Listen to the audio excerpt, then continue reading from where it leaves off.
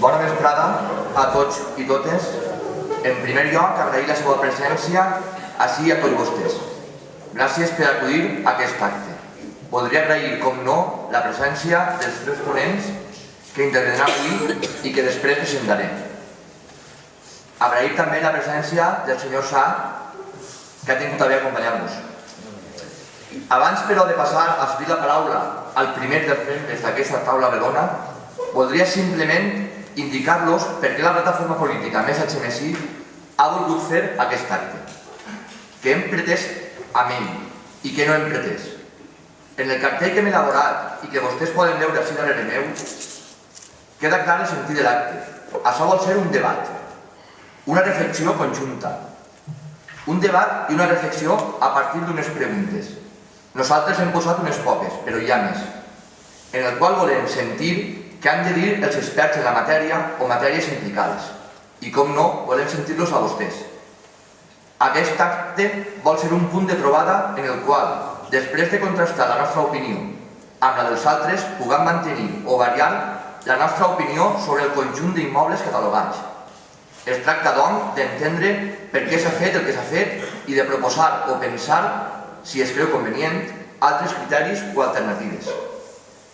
I la pregunta que es faran és: per què hem convocat nosaltres això?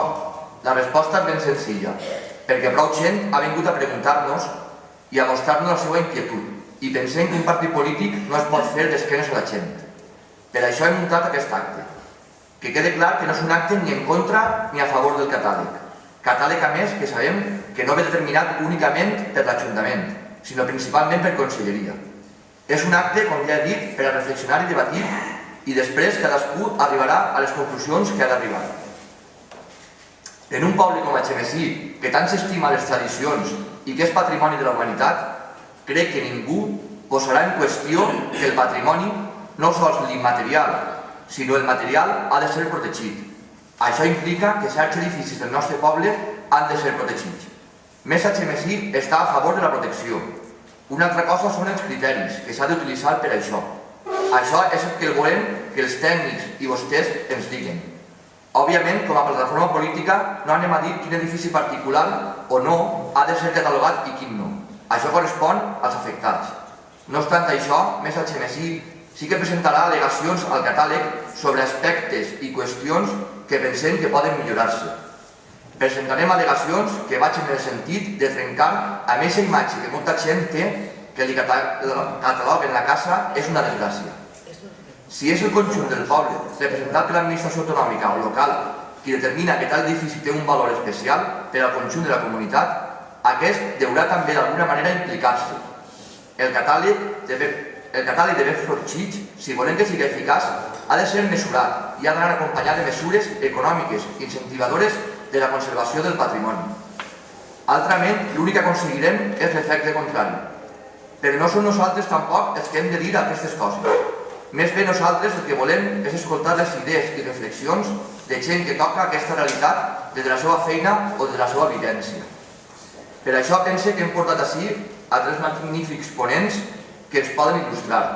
No dubtem que en el poble hi ha més gent que podria també estar ací, però el que sí que tenim clar és que el que estan ací acompanyant-me per mèrits propis es mereixen estar ací i la seva intervenció ens servirà a tots per clarificar les idees. En primer lloc, tinc aquí a Juanvi Maravilla. Juanvi és un conegut arquitecte d'HMSI que, a més de coneixedor de la realitat arquitectònica del nostre poble, sempre s'ha interessat per qüestions de disseny urbanístic.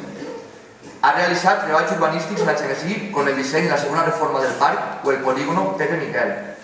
Juanvi ja ens va fer el favor de participar en un debat sobre urbanisme a HMSI organitzat per Més HMSI i quedaren tan contents que hem tornat a demanar-li que participi en aquest acte. Si Juanvi representa la part arquitectònica, Juan Trull representa la part més legal. Juan Trull és un advocat d'HMSI que també per mèrits propis participa ací. És, sens dubte, una persona molt coneguda.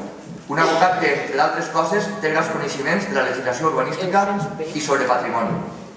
Tot això sense oblidar que és una persona vinculada a l'altre patrimoni del nostre poble, a l'immaterial, ja que és un membre important del patronat de la festa. Juan és una persona molt mesurada i equànime i, sens dubte, les seves paraules ens serviran de molt. No més conegut és Ricardo Ferragut, o millor dit, Jiménez. a més de ser el president de la Sèquia Reial, que crec que també està implicada en aquest catàleg, és també una persona implicada en el catàleg, ja que sa casa i la d'altres familiars està catalogada. Si Ricardo està així, no és sols per això, sinó perquè precisament Ricardo, que el tant es va ensenyar d'Eduard Sarrió, és una persona a la que ningú li puga donar lliçons sobre patrimoni i conservació. Encara sé que ell no vol que ho diga, podem considerar Ricardo com un dels majors experts en patrimoni artístic i cultural, no sols d'Algemesí, sinó de tot el nostre país. I el seu punt de vista i la seva reflexió seran, sens dubte, interessants. I ara, sense més preàmbuls, cedís la paraula al primer dels intervenients, Juan Trull.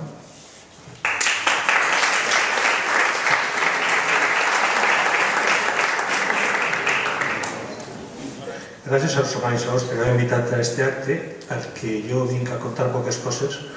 Al fi i a la cap soc un abogat de poble que poques coses puc aportar.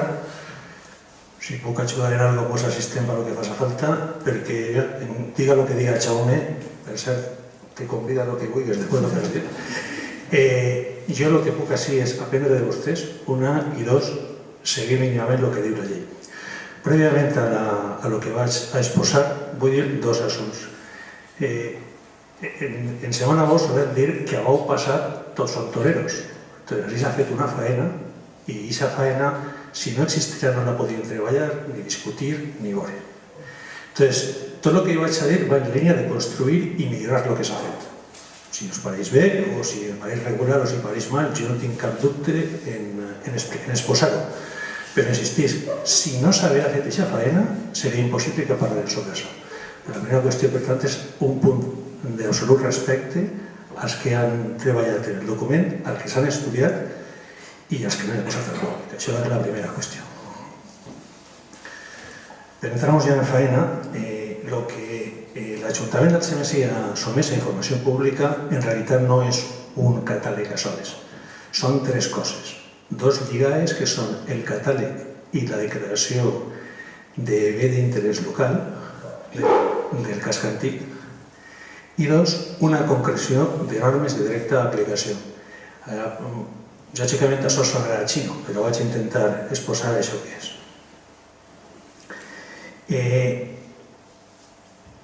Comencem per la primera pregunta. Per cert, per acabar l'anterior, això vol dir que no n'hi ha res decidit. No s'ha decidit res. En la llei de procediment n'hi ha alguns actes que són simplement per recollir opinions i després decidir. I això ja n'hi ha sentències del principi de segle del Tribunal del Contenciós que diuen en realitat que és impossible prendre una bona decisió de caràcter públic si prèviament no s'ha conegut quin és el camp en què se treballa i quina és l'opinió dels afectats. És molt complicat.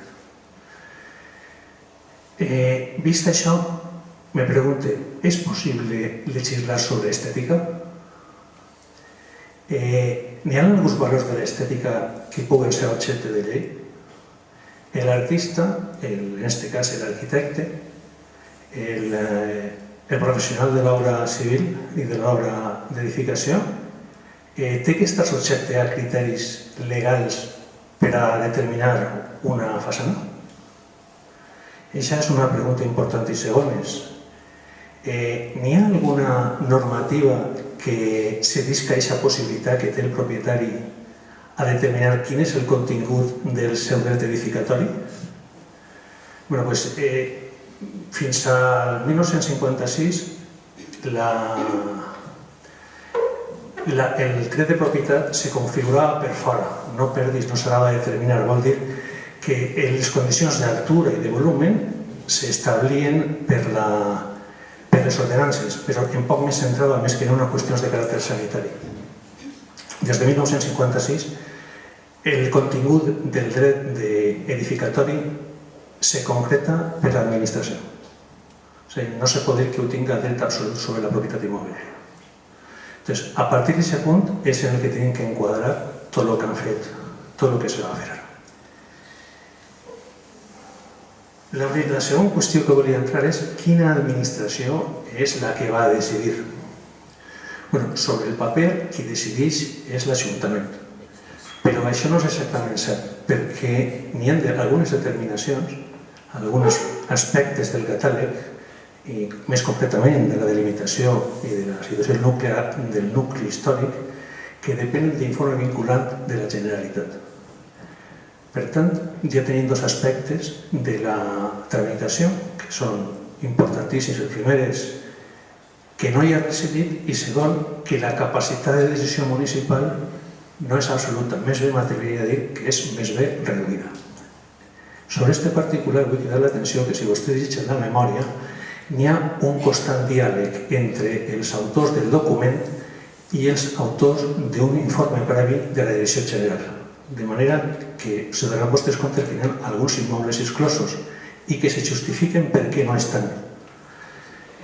Si fos una qüestió estrictament municipal, simplement hauria de dir qui s'inclouen i no per què s'exclouen alguns. Insistís, per tant, de la importància que té la capacitat de decisió de la Generalitat sobre aquesta qüestió. Per exposar què és un catàleg i quines són les seves característiques, etc., me vaig a limitar a llegir la llei. No vaig entrar molt més allà perquè entrar en altres tecnicismes ens portaria primer a que vostès no tenen per què suportar un rotllo d'aquestes qüestions i segon perquè les preguntes preferís que se passen després una a una. El catàleg de regular de la normació urbanística diu que els catàlegs hauran de formalitzar les polítiques públiques de conservació, rehabilitació o protecció dels béns immobles o dels espais d'interès. En aquest fi seleccionaran els que es consideren d'interès artístic, històric, paleontològic, arqueològic, etnològic, arquitectònic o botànic i que els integren en un àmbit característic o tradicional, com també que es pretenguen conservar per la seva representativitat del patrimoni cultural comú o per raons paisatgístiques. Tot la general ha de contenir el seu catàleg. El catàleg que s'ha exposat al públic forma part del pla general. Per tant, totes les tramitacions prèvies a la seva aprovació ja s'han fet. Només quedava aquesta i l'informe posterior. I forma part del document que finalment se va publicar a principi d'any i que, en fi, està a l'abast de qualsevol en la pàgina web de l'Ajuntament. Continua dient la llei. El catàleg haurà d'incloure almenys elements immobles d'interès cultural que integren el patrimoni cultural valencià. D'estos, fonamentalment estem parlant de la parròquia de Sant Joan de la Basílica. Com també els béns de rellevància local. Segons la legislació sectorial, especifica assenyalant la classe de bé i a què pertanyen conforme a aquesta legislació. Aquesta és, com estava dient abans, la segona normativa que s'inicia de la qüestió urbanística per entrar en la de protecció estricta, que és la declaració com a béns de rellevància local del nucli històric. Els documents que tenen que formar part i que estan perfectament allí, excepte una excepció que no és que la llei obligui a tindre-los, però com explicaré, considera indispensable en aquest cas. No és que hi hagi ninguna il·legalitat en els papers. Estic dient que seria millor que hi haguera un o més. I haurà de contindre la memòria justificativa i descriptiva, que està així, els estudis complementaris, als quals se remet uns planos d'informació, que també se poden veure, la fitxa de cada element catalogat, el plano de situació i la normativa d'aplicació per a cada grau de protecció. La normativa, en lo substancial, el que fa és remitir-se a la llei, al reglament de la llei urbanística valenciana. N'hi ha un punt en aquest reglament que és comú per tot el tipus d'edifici protegit i és que està prohibida la demolició. Aquest és un dato fonamental. No se poden demolir els edificis en la seva totalitat. Parcialment, en alguns sí, però en la seva totalitat no es poden demolir. Entonces, la llei, aquests tipus de protecció que hauran vist vostès en el catàleg, el de protecció integral, parcial i ambiental, no se'ls ha de la màniga ni l'Ajuntament ni la doctora del projecte, estan en la llei. Hi ha una simple remissió, com a més és molt complicat fer una altra cosa.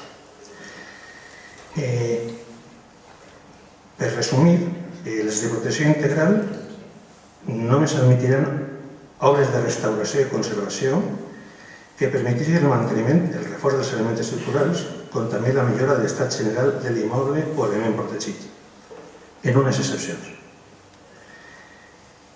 Per tant, en resumen, per dir-ho així, és que no es poden tocar pràcticament. Els de protecció parcial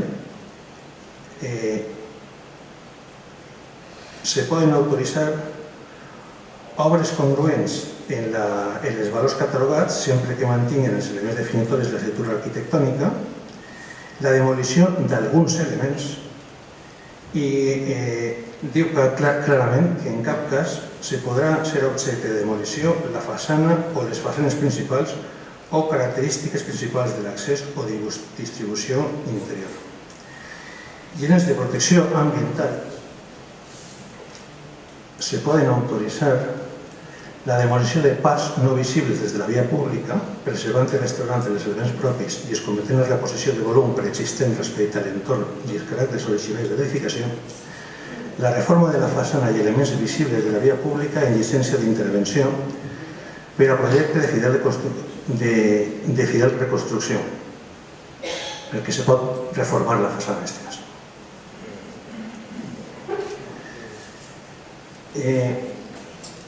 La segona part de lo que ens somet a informació pública són les normes de directa aplicació. Tots els edificis que se fan en la Comunitat Valenciana estan subjectes a unes regles mínimes i és l'adequació a l'entorn, al conjunt d'edificis que estiguen més pròxims a ells o de l'àrea on estan.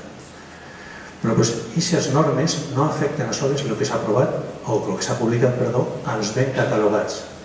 Vinculen a la totalitat d'edificacions del CNC, a totes. El que passa és que hi ha més intensitat, molta més intensitat, en la zona del nucli històric. Això el que suposa és que, lògicament, per el que estava comentant antes, se limita la capacitat de decisió dels arquitectes. Finalment,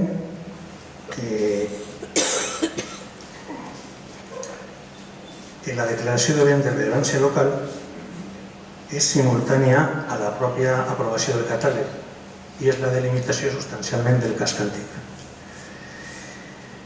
Ahí, en aquest cas, el que n'hi ha és, en lo substancial, una inclusió en l'inventari general de la Generalitat i un règim de protecció que no afecta sols als edificis catalogats, sinó a tots els que estan al costat d'ells, en aquestes limitacions que també estan en el propi reglament.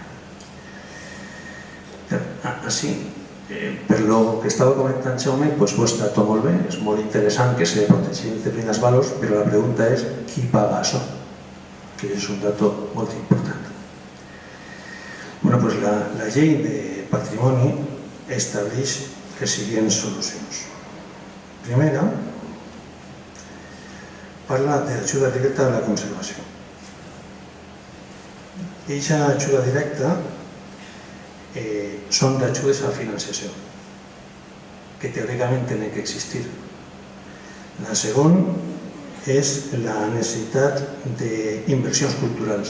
El 1% de les obres de la Generalitat tenen que anar a la conservació d'aquest patrimoni, però dubte molt que aquest 1% faci possible que arriben a la situació dels béns catalogats, excepte els que se consideren béns d'interès cultural, com la basílica existeix. Teòricament també tenen que haver, dic teòricament no perquè no existisquen, sinó que no són automàtics, un accés al crèdit oficial i finalment n'hi ha uns beneficis fiscals. Els beneficis fiscals fonamentalment se refereixen a dos impostos, a l'impost de béns immobles, o sigui a la contribució, i d'un altre costat a l'impost de transmissió, a la plusvalia.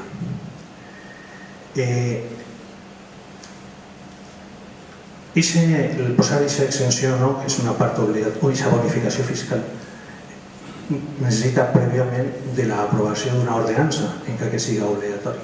I aquesta ordenança en aquest moment no existeix.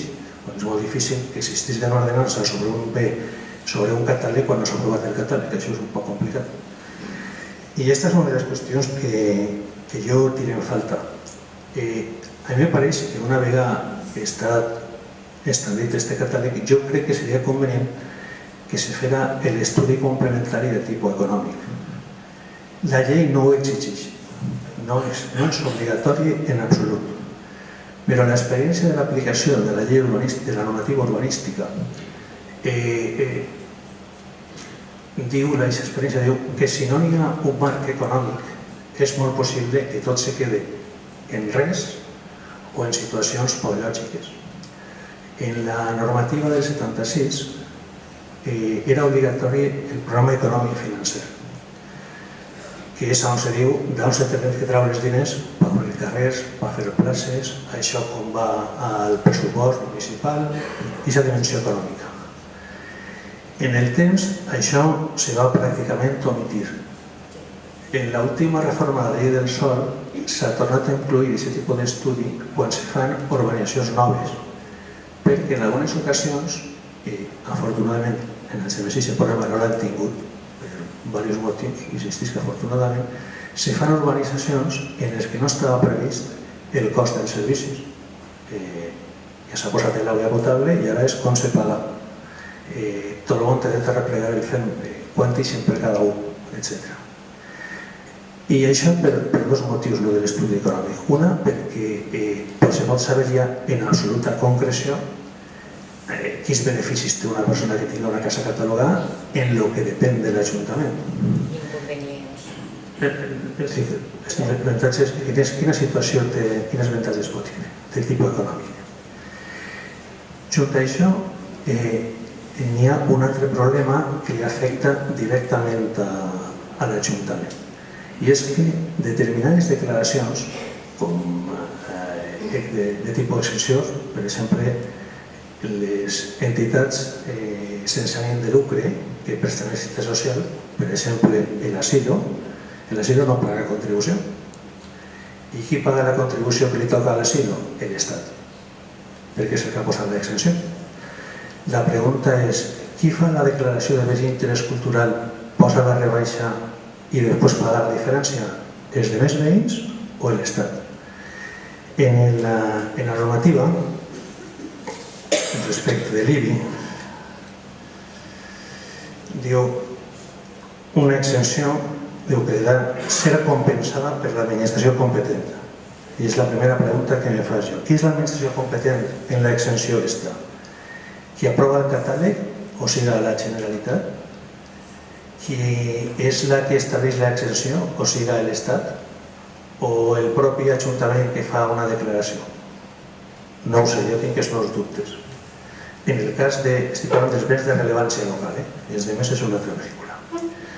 Y esa sanción era compensada por la administración competente en el caso de los bienes de los declarados expresa individualmente monumento o jardín histórico de interés cultural, que només tenim uno.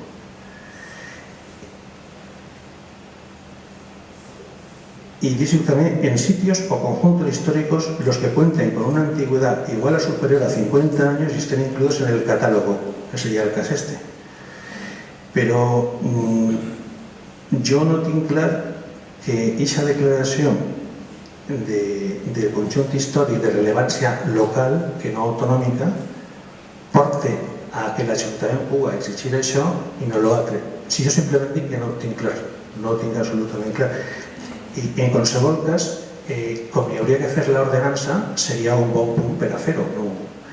I que, en fi, entrar per aquesta via de veure exactament quina és la situació de cada un, en absolut desmereix el treball fet ni de casualitat. Insistís en que el que estic proposant no ho exigeix la llei, no és obligatori, però sí me pareix convenient. I tampoc tinc que dir que el que s'ha fet, si no s'haverà fet el que s'ha fet fins ara, no podríem dir de la conveniència d'aquest estudi. Però aquest estudi se quedaria incomplet si no tinguera un altre punt de vista. O sigui, el punt de vista fiscal és el punt de vista de la situació de mercat. Un immoble catalogat suposa, per definició, una restricció del dret de propietat superior a la que no està catalogat. I crec que això és poc discutible. Entonces la qüestió és, això pot suposar una millora econòmica per al propietari en expectatives? Depèn. Depèn si n'hi ha un mercat obert en aquesta línia o no. La pregunta és, n'hi ha condicions per obrir aquest mercat? Doncs això és el que té que ser l'objecte d'estudi. Això és el que té que ser l'objecte d'estudi. Jo dades d'aquest tema no les tinc en general. Sí que puc dir que en determinades zones sí que ha sigut una possibilitat d'incrementar el valor patrimonial en alguns puestos. En altres no ha sigut així. De fet, n'hi ha dos fenòmens que s'han produït en dues zones distintes. El centre de Logroño se va produir un declive de la població perquè va baixar de valor l'immoble, va baixar tantíssim de valor que inclús com qualsevol modificació que tenien que fer era tan estricta, el centre, per exemple, al voltant de la iglesia de Santiago de Logroño se va buidar, així de senzill. Front a això, després d'unes intervencions públiques en via pública i en alguns immobles, alguns edificis del centre de la ciutat de València, després del Plan Riba i d'alguna cosa més, s'han incrementat en molt mantenint la mateixa propietat. Això és la realitat. Però quines condicions hi ha d'això? Doncs jo en aquest moment no ho sé. No ho sé en números. No ho sé en números. Jo els meus números ja me'ls ha fet a mi, perquè la meva família també té una casa catalogada. O sigui que també sé de com pot estar la zona. Jo els meus números particulars me'ls ha fet. Però el de caràcter general de l'existència d'aquest mercat no ho sé. Només n'hi ha un puntet més en el que a mi em pareix que valdria la pena repensar-se-ho i és com és possible que no n'hi hagi en el catàleg elements significatius de construcció d'arquitectura estrictament contemporània. No ho sé, igual els meus consells estètics d'arquitectura són molt poquets i probablement estigui dient una cosa fora de lloc. Però és una cosa que me plantejaria, perquè carregar el nivell de protecció fonamentalment sobre un tipus ideal d'edificació pròpia de llaurador entre el 1860, si me corregís Ricardo,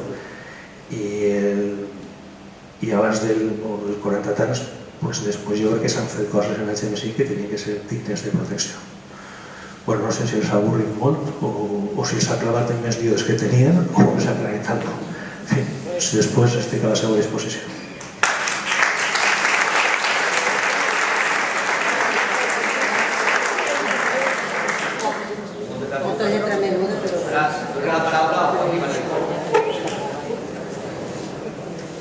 Bona espera. Començaré la meva intervenció, intentaré que siga el més estructurada possible. Entenc que és un tema complex i que molta gent de la que està així espera tindre algun tipus de conclusió, a parlar d'alguna conclusió després de la xerrada, doncs intentaré ser el més eficaç possible en aquest sentit, encara que confiem en les preguntes després per aclarir temes que poden quedar un poc en l'aire. Primer que tot vull dir que la meva experiència formant part d'un equip professional que hem estat treballant des de fa 22 anys en temes tant com en plans generals, en els seus catàlegs, com en intervencions directes en el patrimoni a través de la conselleria. Han fet també cases en el casc antic i jo com a veí del casc antic del GMSI tinc crec que suficient coneixement com per almenys aclarir-los en el que jo puga els temes generals de lo que és un catàleg i de la seva importància en el que és la propietat de cada un. Juan ha explicat clarament el que és un catàleg, un poc la inserció legal. De totes maneres, per introduir-vos un poc en l'esquema general, en l'esquema general del que és el catàleg, he preparat aquest xicotet esquema que intentaré explicar-lo molt ràpidament, de veritat, per a que entenguin un poc quin és el document que s'està aprovant. També vull dir, agarrant un poc el que diu Juan, que efectivament estem en un moment ideal per a parlar d'això, per a que sigui un pla de participació pública, encara que sigui a nivell real, perquè estem en el període d'al·legacions. Per tant, és ideal que la gent avui reflexione i fins al plaç, el termini, que no sé si s'ha ampliat, i estem parlant de juny inclús, no? El 14 de juny, crec que és, o no sé si el 10 de juny, fins al 16 de juny es poden presentar al·legacions i el que hi ha que fer és presentar al·legacions, no per res, sinó perquè segur que milloren el document, indudablement. El catàleg és el resultat de la conjunció de dues legislacions valencianes, la legislació urbanística i la legislació del patrimoni. La bàsica és la legislació urbanística que obliga que el pla general tingui un catàleg. És obligatori tindre un catàleg quan se té un pla general. La llei urbanística permet que s'aproven de manera separada, que és el que ha passat en el Xemesí. S'ha aprovat el pla general i s'ha quedat penjant el catàleg que se pretén aprovar ara. Per altra part, la llei patrimonial, que és la llei del patrimoni de la Comunitat Valenciana, defineix el que són fonamentalment dos grans grups de béns a protegir, que són els BIC, que formen part, que directament es defineix conselleria, és a dir, es proposa al Consell, a proposta de la Conselleria de Cultura, s'han d'incloure obligatòriament, ahir no hi ha res a fer, s'inclouen directament. El segon element és el BRL, que apareix ahir, que és el bé de rellevància local, que se proposa per l'Ajuntament i s'accepta també per la Conselleria, s'ha d'incorporar obligatòriament. I després està el nucli històric tradicional, que és del casc antic que es deia abans, s'ha de delimitar una zona que tinga més valor perquè el seu conjunt tingui un especial valor com a conjunt, per les siluetes arquitectòniques, perquè manté uns valors, i això s'ha de delimitar i s'ha de separar del que és el casc antic de tota la vida. I li se diu ara NHT, que és nucli històric tradicional, BRL, que se refereix a que és bé de rellevància local. Tot aquest paquet d'aquestes tres grans parts, BICs, BRLs i NHT-BRLs, o sigui, nuclis històrics, béns de rellevància local i béns d'interès cultural, formen la part central del catàleg i això és d'aprovació i modificació per part de la Conselleria. És a dir, que és la part del catàleg a la que estem obligats de a partir del catàleg i és la que aprovarà i que no es podrà modificar si no és a través de la Conselleria. És una part del document que la tutela administrativa i efectiva la tindrà la Conselleria, tot el que es fica allà dins. He ficat entre parèntesis els elements que hi ha al Xemesí. Tenim un BIC, estic parlant d'arquitectura, perquè sabem que tenim el BIC de la festa, perquè és immaterial, així he ficat els arquitectònics. Un BIC, que és l'església de Sant Jaume, tenim 6 BRLs i un nucli històric, des de luego. És a dir, aquests poquets elements, és per centrar el tema, serien els que obligatòriament hi ha que aprovar en un catàleg perquè la Conselleria i totes les normes de patrimoni obliguin a que estiguen. Després què ve? Després ve la resta d'elements que l'Ajuntament considera que també són dignes de catalogació, que són els que apareixen com ordenació detallada, d'altres ordenació estructural, que se diuen elements catalogats directament. L'Ajuntament, a proposició de la Conselleria o a proposta pròpia, emiteix una llista d'elements que ell també considera que són dignes de catalogació. No obligat per la Conselleria ni per ell, simplement per el seu coneixement del casc urbà i del terme.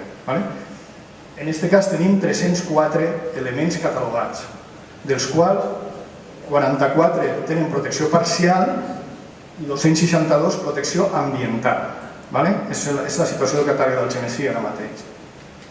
Fora del que és el catàleg apareix un altre requadre que és el nucli històric tradicional normal, li he ficat jo, que seria el que no seria BRL, sinó és la part del casc antic, que és casc antic però no considerem que té uns valors especials. En el cas del Xemesí s'ha considerat que tot el casc antic té valors especials. O sigui que este subapartat no existeix així. Aquesta és la situació del catàleg. I la part de dalt, com vegeu, la part estructural, tota ella en bloc passa a l'inventari, l'inventari general del patrimoni valencià, que és un inventari on s'inscriuen tots els béns patrimonials de la Comunitat Valenciana. En el llibre primer s'inscriuen els BICs, en el llibre segon s'inscriuen els BRLs, en el tercer i el quart llibres, documents, jardins, inclús els immaterials, que és el llibre quint. És a dir, que són uns llibres on van apuntant-se tots els béns culturals de València, de la Comunitat Valenciana. I aquesta part de dalt ha d'anar directament a inscriure's al registre general, a l'inventari general. I no se podran tocar ni alterar ni modificar sense l'aprovació de la Conselleria de Cultura. La resta no. Vull deixar clar que la resta, que és ordenació detallada, és d'estricta elaboració i gestió posterior de l'Ajuntament.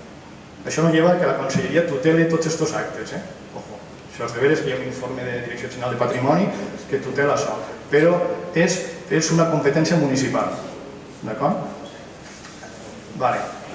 Situat un poc el tema de... Esto podríem passar-la al fons. anar més ràpid. Vist el tema legal, que no puc situar-lo, jo crec que ara ja més o menys veuen, visualitzen el catàleg, simplement volia dir ara, parlar un poc sobre què entenem o què volem entendre alguns arquitectes per lo que és la rehabilitació i la restauració del patrimoni. Els he dut el preàmbul de la llei, perquè els preàmbuls de la llei són fantàstics. El que passa, s'estropeen després en l'article 1, es comencen a estropear els preàmbuls, però els preàmbuls sempre són molt bons. Aquest és el preàmbul de la llei del patrimoni, la que se basa pràcticament tot el catàleg.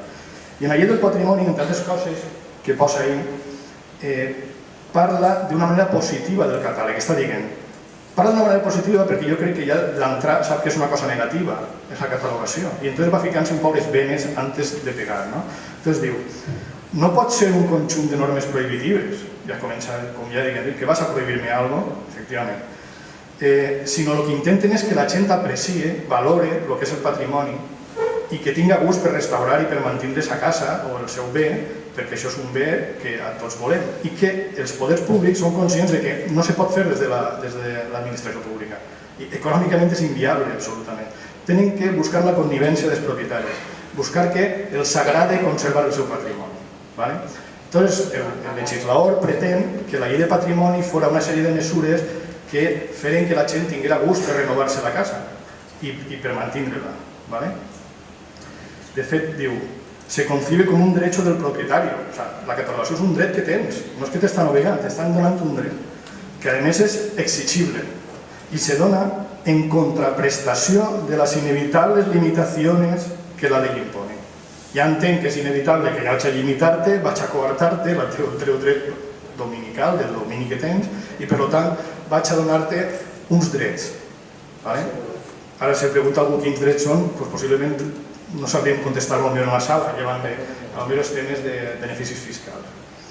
A continuació, la llei parla de que l'Estat, localment, la comunitat autònoma, administrarà tipus d'ajudes per a poder dur això. I ahí està la clau de tot. És a dir, a ningú segurament li molesta que li cataloguen la casa si a canvi hi hagués una sèrie d'unes línies econòmiques o d'algun tipus d'ajuda que poguera ajudar-lo a mantenir la casa. La llei parla d'ajudes directes, és a dir, donar-li diners, ajudes a crèdits oficials, és a dir, la VPO de tota la vida, que li se donarà un préstec tipus VPO, o que li se donaran beneficis fiscals, que és el que comenta Juan, de l'IBI o de les transmissions patrimonials, que ahir l'Ajuntament jo crec que té una gran base que podria jugar en l'ordenança fiscal i veure si realment estem dispostos als 300 i pico béns que s'han protegit a ajudar-los econòmicament. Per la qual jo crec que els propietaris se n'alegrarien i llevaria ferro un poc al tema del catàleg. Com preservem el patrimoni? En principi... Sí, això ho dic. En principi crec que tots els que treballem en aquest tema estem d'acord últimament... La conservació del patrimoni és una idea que ve del romanticisme, del segle XIX, fins ahir la gent directament obrava, valorava el que estava bé i el que estava mal i construïa. I aquest mètode ha produït grans actuacions de restauració i grans destrosses del patrimoni, evidentment. Arriba un moment on la gent és conscient que hi ha que mantenir els valors patrimonials i es comença a haver tota una sèrie de mesures de protecció que jo crec que han acabat en un excés de protecció. És a dir, hem intentat, crec que hem caigut al final en un regionalisme cultural de manteniment d'una època, conforme de Juan, que crec que és mal pel patrimoni. És a dir, el patrimoni ha de permetre's que creixi, que se desenvolupi. És com un xiquet, que no pots parar-lo als 14 anys. Has de deixar que creixi i que se faci lleig i burro, que diria, no? És a dir, no podem tindre el patrimoni congelat. Les cases són cases per a viure i té que seguir vivint la gent. I hi ha que veure de quina manera, preservant aquestes coses que considerem bones i invariants i que hi ha que conservar, permeteixen al propietari que pugui obrar i que pugui acondicionar la casa i no té que viure com s'abuelo, té que viure com se viu ara, en les condicions d'habitabilitat actuals. La casa protegida per excel·lència, de les 300 i pico, totes són cases de llaurador, efectivament, d'origen agrícola, la casa d'entrada de carro, en el corral i tal. Què passa? El net d'això home que era un llaurador que no tenia una casa especial, que era una casa normal, com la que teníem tots, s'ha trobat que això val molt ara. Algú li ha dit que això és valiosíssim. I és la casa de tota la vida. Ell no li dona ningú valor a aquesta casa. L'ha fet conforme se podien fer. L'obrer de vila anava i obrava, i els huecos són com se podien fer els huecos. Les finestres no eren més amples perquè no hi havia biguetes ni hi havia dintells que pogueren fer-les. I la porta d'entrada tenia que ser més ampla perquè tenia que entrar el carro, evidentment. És a dir, que la tipologia que tenim en el poble és la tipologia evident i normal de l'època a la que representa. Per això és valiós tipològicament, perquè representa una època molt clara. Però si ese llaurador tenia que haver un hueco, l'hauria, i si tenia que repujar alguna cosa a la cambra, pues transformava la cambra, i si tenia que canviar la pallissa, la tirava i la canviava. Cosa que avui anem a prohibir-li. Ojo. El net d'això home no va poder seguir fent el que feia l'abuelo, perquè ha aparegut una consciència, una sensibilitat del patrimoni que li va impedir això. I ahí és on jo crec que hem de jugar la clau, és a dir, és en la intensitat de les coses, en el grau, més que en el sentit de les coses. És a dir, tots estem d'acord en conservar aquesta casa, anem a dir parial, aquesta casa de llaurador original, però com? Han de conservar les baranyes, el ferro forjat, la fusta de molí la vella. És necessari això? O simplement conservant el tipus de hueco, el no fer miragors, el conservar una sèrie de colors, unes alçàries, unes proporcions de parcel·la, temes que són més genèrics, més abstractes, però que al final és realment el que se conserva, que és el que realment jo crec que val. Més que conservar l'anella de la casa o la canal o no sé què, que són elements que si estan se poden conservar, no hi ha problema, però que si no, no tenen sentit. Per altra banda, també vull dir que no podem conservar només façanes si anem a cases. Per què? Perquè el que se conserva ha de ser la casa sencera, i si no se pot conservar la casa sencera, la façana té que ser molt bona. És a dir, si tenim una casa molt bona, una façana molt bona, té sentit conservar una façana. Però si és una casa de poble, de les que n'hi ha 300 com a mínim, doncs no té sentit a lo millor conservar la façana com a tal. Podem conservar, si la casa té el corral com tota la vida, ha conservat una pallissa, ha conservat... Podem agarrar alguna d'aquestes cases que siguin especialment valioses i conservar-les, ajudant al propietari, des de luego, entre tots. Però no podem valorar totes les cases de poble com a cases bones i per tant limitar-les.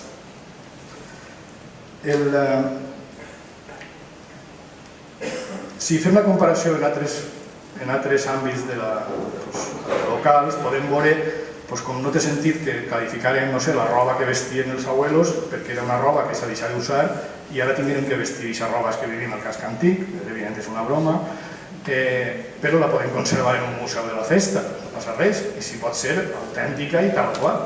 Però no té sentit intentar que el fill del que duia aquesta roba vagi pel carrer dels Aragüells, això és absurd. Les cases passa el mateix, són elements vius, no podem entendre l'arquitectura com algo mort, que en un moment on oficialment li se dona l'acte de defunció. Tu ja no pots créixer. Tu tens que morir en el 1940 i ja no vas a créixer perquè si vols créixer tens que anar al Pla. El teu net ja no pot heredar aquesta casa i té que anar-se'n a viure al Pla perquè no pot entrar el cotxe al garatge o perquè els huecos no són suficients per a que tingui la il·luminació, la ventilació o altres temes que puguen haver. S'ha de ser molt sensible, jo crec, en aquest tipus d'actuacions. En quant a... també la pròpia festa de la Mare de Déu, que s'ha de declarar Vic, estaríem en la part alta de la taula que ens ha ensenyat, i ningú creu que se puga afegir algun element musical a la festa, o canviar algun color, o afegir alguna colla de balls, o ficar les dones on no hi havia dones, això tot el món ho entén i és un Vic. Doncs el mateix hem de pensar en l'arquitectura, és a dir, crec que podem fer que l'arquitectura catalogada siga millor, no que se muiga, sinó que siga millor, i perquè siga millor hem de deixar intervindre en ella, no podem congelar-la, és un poc el que jo voldria demanar des d'ací. Centrant-me en el catàleg del Xemesí, vaig donar la meva opinió en principi i després proposaria una solució. Crec que és prou evident, pel meu parer, que hi ha una excessiva catalogació. És a dir, crec que hem de baixar tot un grau. Crec que aquest és el problema del catàleg. És a dir, crec que hauríem reflexionar un poc més i veure de quina manera baixem un nivell i els graus de catalogació. És a dir, crec que és excessiu 300 cases catalogades individualment, perquè no s'ho mereixen, però no per res, sinó perquè és que no tenen el valor realment catalogable. Moltes d'elles, darrere de la façana no hi ha res, moltes d'elles darrere de la façana hi ha una ruïna. La prova està que el catàleg no té ni siquiera una planta d'aquesta casa. És a dir, vegem la foto, però no vegem dins el que hi ha, perquè no s'ha entrat. bueno, algunes han entrat, però no se refleja el que s'ha entrat, en el qual no se pot saber el que hi ha dins. I si el que hi ha dins està caiguent? Està realment tinguent sentit valorar una casa de pobre que està caiguent-se per dins? O que està totalment transformada i que ja fa anys que ficarem un vàter en el corral, canviarem una habitació, li farem de tot, ficarem uralites. Ara hi ha que recuperar això, hi ha que tornar darrere. Doncs jo crec que en la major part, o en moltes, no. Crec que en la major part no hi ha que llevar a aquest nivell de protecció. No hi ha que tirar-les, possiblement, però no hi ha que arribar a aquest nivell de protecció. Quins són els efectes que hi ha massa catalogació?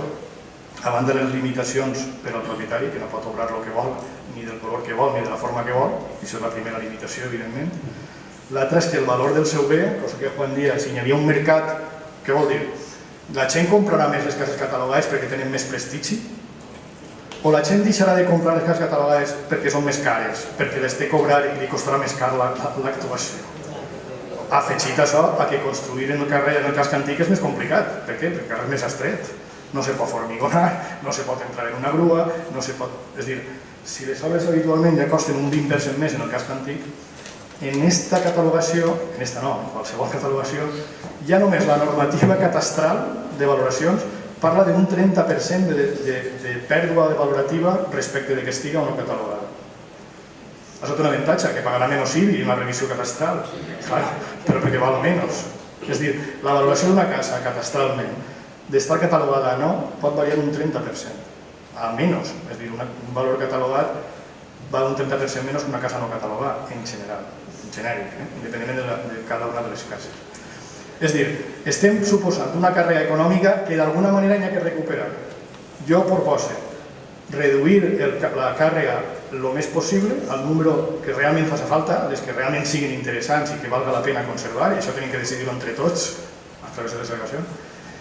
I l'altra, que hi haurà que ficar algun tipus d'ajuda perquè ha tingut la sort de que s'abuelo mantinguera la casa ben conservada i avui puguem veure un exemple molt clar de l'arquitectura agrícola o urbana de l'època. I això és el que és necessari. També és important saber que el catàleg afecta a tota la parcel·la. Això vol dir que els espais lliures, els espais buits de la parcel·la també estan catalogats. Ojo, els horts, patis, corrals, arbres, els arbres també estan catalogats automàticament, és a dir, que la catalogació d'un bé afecta a tota la parcel·la. És a dir, el corral també està afectat, encara que no hi hagi res construït.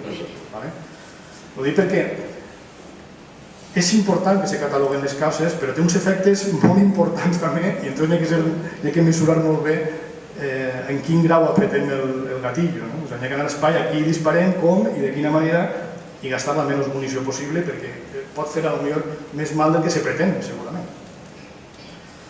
També entenc que declarar tot el casc antic bé de rellevància local, és a dir, passar-lo a conselleria, la tutela, me pareix exageradíssim, és a dir, crec que hem de fer un esforç de redelimitar el casc urbà. El casc urbà, el casc antic en Algemesí és prou generós, és un criteri de protecció ample, però clar, després tot declarar-ho bé de rellevància local, és a dir, passar-ho a tutela de conselleria i a qualsevol modificació, me pareix excessiu. És a dir, no tot el casc antic d'Algemesí mereix una protecció integral. Ni tenim, per desgràcia, però no la tenim. Ojalà tinguérem així un poble conservat perfectament, no el tenim. Hi hauria que fer un esforç de reduir-lo, crec jo, realment a l'àmbit que realment se conserva la trama originària, les cases tenen un estil originari, tenen un ambient que podem tots entendre, però això no és tot el casc antic que tenim en el plano, que és este que està així darrere. O sigui, la part grisa és el que és casc antic, o nucli històric tradicional, que es diu ara. Efectivament, jo d'ahir crec que tot el món es començaríem a llevar algunes illes de cases i en una llapissera un poc més fina es començaríem a llevar i possiblement començaríem a estar d'acord més gent en que això és el nucli, el pinyol de lo que seria el nucli històric tradicional que mereix una protecció especial i la resta se deu de permetir renovar-se, és a dir, ha de poder fer una casa en un nucli històric nova, respectant els invariants de la construcció antiga i tal, però nova, sense problemes. També vull dir que la normativa a mi em pareix confusa, crec que és una normativa difícil d'entendre i d'aplicar, part des de vista de professional, crec que això també requereix un esforç per reduir la normativa a que una persona clarament sàpiga què pot i què no pot fer en sa casa directament, sense referències creuades, que jo crec que hi ha moltes, i que ens deixa sempre a la interpretació dels tècnics, que a nosaltres els tècnics ens agrada molt i s'eixida, però als administrats no ens agrada gens. Que al final per qualsevol actuació tingues que anar a preguntar al tècnic es comença a tindre un problema. Un és la inseguretat jurídica que genera i l'altre és que està el llibre albedrío del tècnic que te toca, encara que tots tenim unes idees més o menys paregudes, però iguals no. Entonces, convé que el catàleg siga clar per a que ningú tinga després que dependre de la interpretació que farà el tècnic d'eixa paraula. També crec que és una crítica que intentaria que se fes esforç des de les al·legacions i des de l'Ajuntament.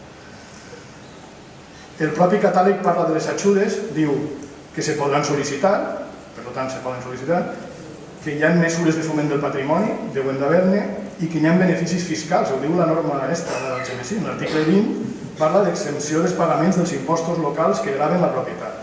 Suposa que és una declaració d'intencions i que ara l'ordenança fiscal serà la que tindrà que determinar fins a quin nivell i quin grau de benefici fiscal van a tindre els propietaris o els promotors. També compartís la inquietud de Juan en que des de 1940 no s'ha fet res bon a este poble. Jo què sé, a mi professionalment me resulta dolorós i si és així, doncs ho admitiré. Però crec que hem tornat a caure en el tòpic i en el regionalisme de buscar lo antic, lo que representa una imatge, més que anar a buscar lo realment valiós. I entonces, no sé, jo tampoc vull proposar res en concret, però crec que s'ha de fer també ampliar un poc la visió del catàleg i anar a altres coses o a altres trames urbanes que no tenen per què ser el casc antic i la casa de poble. També hi ha altres coses en aquest poble que s'han fet que poden tindre el seu reconeixement i el seu interès per a la posteritat. És a dir, perquè no ens votem una generació i tinguem que vindre els nostres nets a catalogar el que nosaltres no hem catalogat i ens acusen d'insensibles. Què seria això? Finalment, com a última proposta per al catàleg, crec que fent un esforç d'imaginació i un poc d'enginyeria en aquest catàleg, crec que podríem intentar proposar que la part estructural, ja que està així el regidor de l'Ajuntament i el tècnic, si se poguera tramitar la part estructural del catàleg, és a dir, la part de dalt, on hi havia 7 elements, tramitar la part esta i deixar la part detallada per a posterior reflexió, ja que perteneix a l'àmbit municipal, crec que podria ser estratègicament un bé que poguérem donar-li més temps a la reflexió, a la participació i a l'explicació i un poc d'estos temes, de manera que el que ens obliga estrictament la llei de patrimoni és a fer la part de dalt, la part aquella estructural, que la podríem fer perquè ningú va alegar sobre els BICs, és inal·legable, ni sobre els 6 BRLs que n'hi ha, ni el nucli històric, jo crec que se podria reduir, és l'únic que proposa, però sobre les altres 300 cases podríem, no sé, fer-nos algun cafè i parlar-ho més detingudament, reflexionar un poc sobre les mesures d'aplicació i que en principi podria ser una mesura, si els tècnics consideren que és viable, jo crec que sí, que és la mateixa eixida que ha fet l'Ajuntament de València. L'Ajuntament de València, que ha renovat el Pla General recentment, ha fet el catàleg d'aquesta manera, aprovar la part estructural només i la part detallada la té pendent de desenvolupament. Jo crec que és una idea que podria utilitzar-se si el xerès. Res més, moltes gràcies.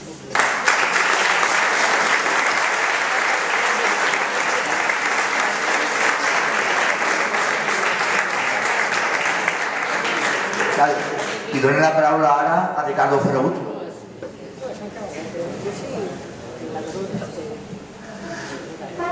Bona vesprà.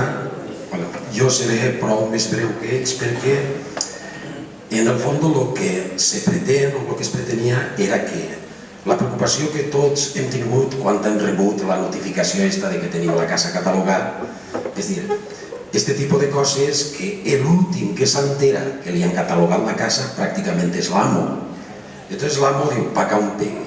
Entonces, l'ideal era fer una taula redona on hi hagueren 2 persones, és dir, que ens pogueren assessorar bé i a partir d'ahí veure què deguem fer.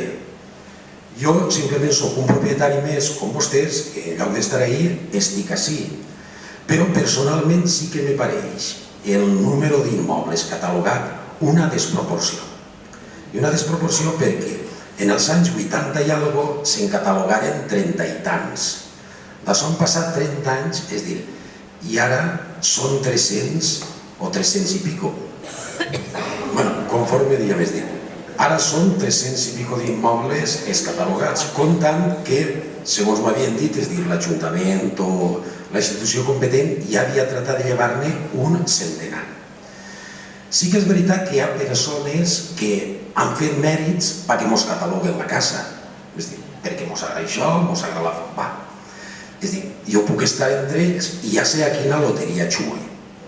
Però sí que hi ha persones que s'han trobat la casa, heretar, comprar, per lo que siga, i no han fet un mèrit, diríem, per entrar en esta roda. I els ha tocat la mateixa loteria que a uns que a altres.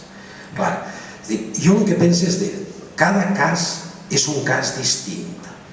És dir, això s'hauria de tratar de manera personalitzada. I després, quan apareix, per què la reacció de tots no vull que en cataloguen la casa? És cert que tots anirem a fer la reclamació oportuna en el no. Per què? D'entrar ja sabem, ja ho tenim molt clar, que un immoble catalogat val menys en el mercat que un que no està catalogat. Vostès a l'hora de comprar una casa catalogada, de cada... no, perquè té problemes. Després, a l'hora de fer qualsevol reforma, qualsevol obra, el que siga, els tècnics ho han dit, també ens trobem en una sèrie de condicionaments. I quan hi ha tot aquest tipus de condicionaments, la gent acaba fugint d'això. Doncs és dir, què se fa davant d'això? És dir, jo no ho sé. El que sí que m'agradaria és que d'ací, ja que han vingut aquestes persones, i xira per lo menos un grup de persones representant dels afectats que juntament amb els responsables tècnics i els polítics s'arribara a conclusions de què es deu fer. I si en últim terme mos hem de quedar tots, mos quedem. I si la meitat de cases no té sentit que estiguen, que no estiguen. Jo el que penso és que si tots els pobles tingueren un conjunt de cases catalogades tan important com este, imaginem-nos Carcaixent, que té moltíssimes cases, millor que Algemesí, molt més senyorials. Si això ho apliquem a Carcaixent, podem qualificar-ne 1.000. És dir, això seria un poc, és dir, insostenible. I després una altra cosa que han dit molt important, és dir, la catalogació pareix que siga sempre dels immobles, des de 1850 o 60 que queden antics, fins a l'any, diríem, fins a la guerra, fins al 36, fins als 40. Tot allò que s'ha fet després dels 40 no veus que estigui ahí, i n'hi ha obres bones. Tots has vist des de fora dona la sensació de dir, mira, tots els que en estos 40 anys no heu tingut diners per tirar a la casa o millorar-la, castigats a quedar-se així eternament. I això no és. És dir, ni és ni deu de ser. És dir, si un edifici és bo i és bonico, en últim terme el que ha de fer és premiar-lo, però no d'esta manera que pareix que siga un castig. I anar ensenyant a la gent que, és dir, si les coses privades ofereixen a l'espai públic algo agradable, l'espai públic també té que, és dir, ajudar a aquest món privat que està ahí mantenint-se dret. I entonces uno veu els beneficis que té per un costat, és dir, i les càrregues que té per l'altre, i valora. Possiblement tots diríem mos n'anem, ningú voldria quedar-se pels beneficis. Ningú, però això tampoc pot ser. Entonces, és dir, que d'ací per lo menos, és dir, isca una plataforma de gent que pense i que vegem tots junts on devem arribar. És dir, si hi ha un catàleg, però si hi ha un catàleg sensat. I això que sabeu que a mi, és dir, me pega per aquestes coses velles, però a última hora hi ha que pegar-se per lo que es pot tindre, no per lo que no es pot sostindre. Jo crec que el que he de dir com a persona afectada és això. El de més ja és qüestió dels tècnics i això s'ha fet perquè tots vostès, és dir, parlen i diguen el que pensen. Res més.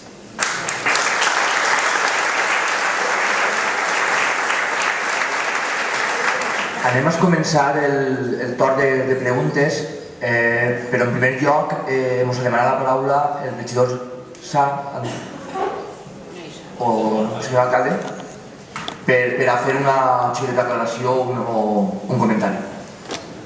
Bueno, no res. Vistes les valoracions jurídiques que han fet, les valoracions arquitectòniques de lo que és el catàleg, evidentment, nosaltres no anem a entrar en això, però sí fer una xicoteta història de com evoluciona el catàleg i on arribem al catàleg. El catàleg és una part, conforme us han dit, de lo que és el Pla General d'Ordenació Urbana. L'anterior pla general que teníem data de 1987, un període que tenia el que és un pla general que tenia una vigència de 20 anys. En aquests 20 anys quedava obsoleto i a partir de l'any 2000 s'ha començat a treballar en un nou catàleg. Evidentment, aquest catàleg que s'es comença a treballar, el que fa, aquest pla general, quan es comença a treballar, el que fa és incorporar tots els documents. I aquests documents, un de tants, és el catàleg de béns que té que tindre. I se trasllada el que són aquests béns catalogats en el primer pla general a esta segona redacció del pla general, un pla general que ja es començava a entrar en vigor i que necessitava una sèrie de documents i una sèrie d'informes. A partir d'ahir, quan es comença a treballar, hi ha un informe preliminar de lo que és Conselleria de Turisme, Conselleria de Cultura i el que és Conselleria de Patrimoni. Un informe preliminar que data del 2004 on venen una sèrie de béns catalogats, una sèrie de cases catalogades. A partir d'ahir, i l'any passat, si no recorde mal, és quan s'aprova el Pla General i aquest Pla General ens deixa un any per a fer tots els documents. I un document més que n'hi ha dins del Pla General d'Ordenació Urbana és el catàleg. Entonces, en el període d'aquest any és quan es comencen a emitir els informes de tot el que són tant les conselleries de Patrimoni i de Cultura per a catalogar uns béns. Venen els tècnics, es comencen a plantejar una sèrie de catalogacions i en un principi no són les 304 catalogacions que n'hi ha, les 304 cases, sinó que eren moltes més. I a partir d'elles, quan s'ha ficat l'Ajuntament a poder treballar amb els tècnics, tutelats per els tècnics de patrimoni, i es comencen a dir que no eren 500 i pico cases les que tenien que estar catalogades, no les 300, sinó moltes més de les que n'hi havia. I a partir d'ells, quan es comença a treballar, i se redueix aquesta catalogació a les 304 que ja ens diu en el seu informe Conselleria que tenen que estar catalogades. L'informe passa, l'informe tira endavant. És de veres, com diria Ricardo, que l'últim en enterar-se és el propietari.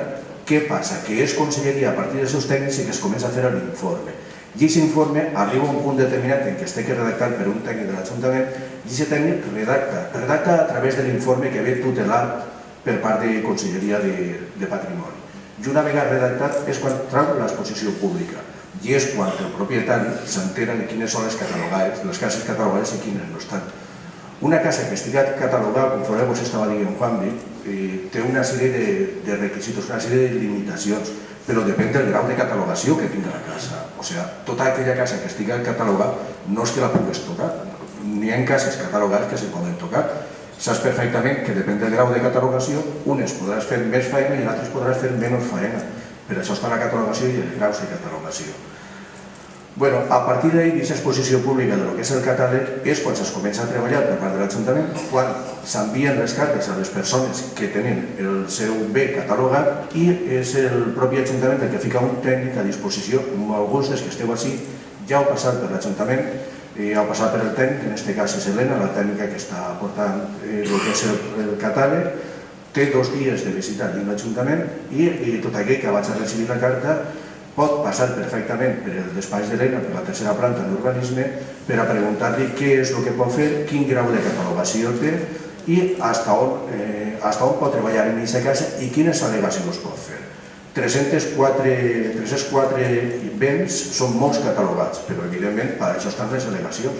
És el moment en què l'Ajuntament anar reduint aquells béns que estiguin catalogats a Conselleria i és el moment per a que el propietari de la casa faci les al·legacions que estimi oportunes. Totes haurien d'estar catalogades? No ho sé, arribarà un moment en què n'hi haurà moltes que s'hauran catalogat que per alguns tindran algun interès i per altres no tindran interès, per això el propietari és el que té que al·legar.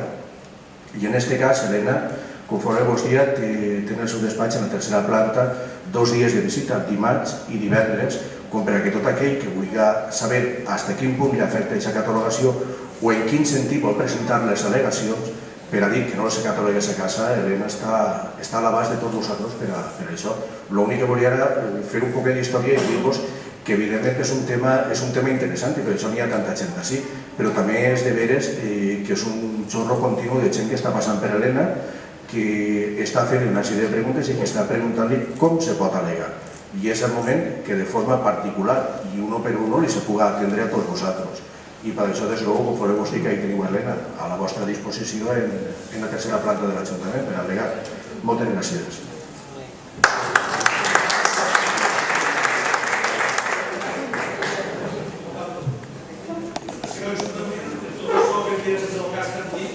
Este es el del poble.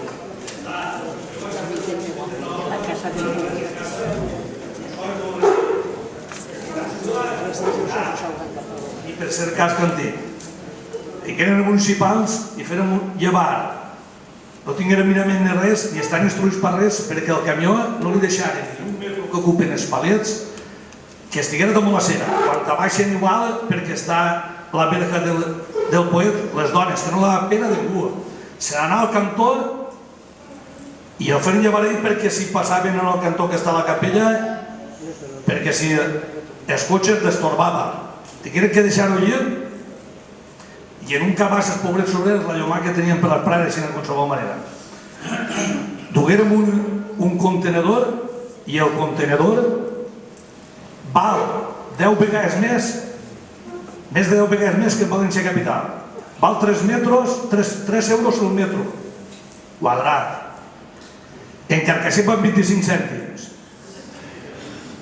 Crec que en el Xiner 15. 30 en Carlet. En el Cira que va del doble de tots els puestos 60 cèntims. Vaig tocar a València i en un diuen què vol de València a l'Ajuntament? Un districte, arreu. Dic què val? 29 cèntims el metro. Això és l'ajuda que n'hi ha, perquè ara moltes coses que ens estan dient que sí que t'ajudaran després d'una sèrie de papeleos enorme quan tens que estar pitipim patapam per demanar el que te tinguin que donar d'ajudar. Jo vaig estar parlant amb l'Helena i la xica va dir obligacions, me va dir les obligacions que s'ha de mantenir la paret. Jo m'agrada com a tots l'antic com el que més. Com a deixar-ho, molt bé. Però me va dir les obligacions de que s'havia de mantenir la paret i de que s'havia d'entrar i d'això i aguantar tota la frontera. Ara quan li vaig dir i drets, alçar músculs i després us diré una miqueta que n'hi ha perquè si m'han d'ajudar de l'obra d'això. Li vaig explicar el cas que havia passat perquè era així. Ara anem a una altra. Jo el que volia preguntar és unes quantes coses. Una a l'arquitecto, també agraïm a vosaltres que esteu ahí apoyant-nos a tots. Però el senyor arquitecte, que vos ha dit, del que té el valor de la casa, jo no la tenim que tirar ningú en la vida. Però si alguna persona té una casa i si mos limitem les altures, perquè si una casa no me deixen tirar la frontera i puc deixar la frontera i fer una finca dins de 3-4 pisos, segons el cas, el que el deixem bé, però si després no se pot obrar allí, un alt valor de la casa que va baixar un 30% més de la meitat, perquè això li va condicionar molt. Dos, a veure si és de veres per tots els incòmodes que tenim, si és que mos lleven l'impost d'Urbana, perquè hi tenim una sèrie de coses. Una altra cosa, el que estem així, com bé ha dit el senyor arquitecte, diu que la casa no se compon només de la frontera. Una casa rústica d'antes se compon entre el mig de casa, les habitacions, està el del carro d'entrar, que està tot marcat d'entrar al carro, i després a la dreta té l'andana, la pujada de l'escala, el mig de casa, el corral, la porquera, després l'estable i la pallissada. La majoria de totes les cases en entrar totes són igual. Que les coneixes només entres que cases s'han anat per dins. Entonces, seguien després bo per nosaltres el que mos aguantaren tota la casa. Ho dic perquè estem així, en la plaça, el que era la plaça de la Barxina, per a que tots nosaltres d'ahir, l'antic govern local volia llevar-nos les pallisses i els estables. Bé, gràcies. Li faré un comentari sobre el que ha dit, perquè més que una pregunta jo crec que és un comentari el que puc contestar-li. Primer ha dit, efectivament, el catalogar una casa la limita, això ho diu la llei des del preàmbul, per això el secret del preàmbul. La pròpia llei diu que és limitativa, perquè per això és una llei en la qual una casa que està catalogada tindrà en principi menys valor, que no la podrà edificar ni 3 altures ni 4, efectivament, perquè no és el plantejament de la protecció, efectivament, així no és. Per tant, sí que és una càrrega econòmica. I això és el que justifica, la pròpia llei ho diu, que hi ha que ajudar a aquest tipus d'actuacions, perquè si no li diria, vostè apanyes perquè estem regalant-li algo. Ja d'entrar la llei està admitint que és una càrrega. Entonces, vostè té que saber que una casa catalogada és una càrrega. La llei diu, però vostè la té que suportar a gust, perquè és una cosa patrimonial de la comunitat, i li establirem unes línies d'ajuda per a que vostè pugui dur aquesta càrrega, permeten això, en alegria. És a dir, el que fallarà segurament és ahir, és en que en l'estat de coses en què estem, no només el poble, sinó a nivell nacional i europeu, és complicat, crec jo, que les administracions locals es dediquen a fer una inversió en el patrimoni. No és moment, possiblement, d'aquest tipus d'intervencions. Hi ha que ser un més realista. Per això jo crec que aquest catàleg naix en un moment difícil per a les proteccions excessives. Crec que hauria de ser sensible a la situació econòmica i també a baixar un poc a lo realment necessari i el que realment siga protegible. Un poc fer a la sensibilitat. Mira, jo vinc de part dels veïns del carrer Baldoví. És un carrer molt menudet i n'hi ha cases molt velles i tot el veïnat, excepte 3 o 4, són persones molt majors. Entonces nosaltres ens hem trobat amb la sorpresa que després de tota la feina que han fet tots, el que ha dit el nostre representant, el de les persones catalogades, els últims que ens hem enterat, la pata coixa érem nosaltres, que som els amos i s'ha fet tot sense dir-nos estem estudiant-ho. Bueno, jo personalment estic malhumorat, però les dones per les que jo vinc a parlar, que ja tenen 80 anys, els entrarà un infarto. És que resulta ser que... Calla, Maria. Resulta ser que la casa meua dona de cul a Jaume I. Fa un any se va permetir que fa 3 anys allí se tiraren 2 cases precioses i se fera una finca de lo més moderna que dona a Jaume I i a ma casa. I no ha hagut ningú problema. Ho ha fet una empresa que fa la meitat d'obres del poble. Tot han sigut facilitats i ara resulta ser que a nosaltres ens vegem com que no la podem tocar, que si la venguem valdrà menys, que si n'hi ha voluntat per part de València o d'ací ens ajudaran a pintar la façana i no estem d'acord i han proposat que ens compre el poble, siga València, siga l'Ajuntament i facin un museu.